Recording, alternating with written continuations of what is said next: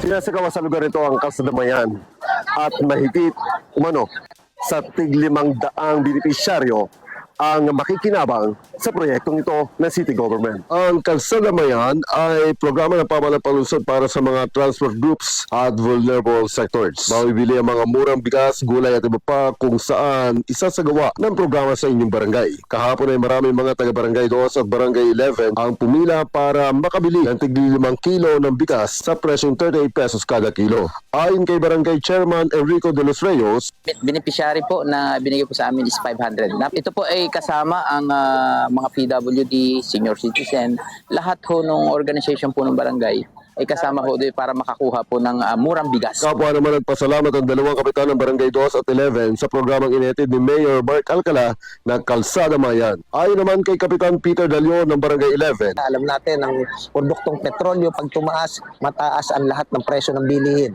pero malaking tulong umano ang pagdadala sa kanilang barangay ng mga produkto na mabibili sa murang halaga. May plano umano ang kanilang barangay na magbigay ng ayuda sa tricycle at jeepney drivers. Dagdag panikap. Ang bibigyan lang natin is syempre is yung may prangkisa. Kasi pag naman binigyan natin yung mga walang prangkisa, para naman tinolerate pa natin yung pagiging kolorum nila.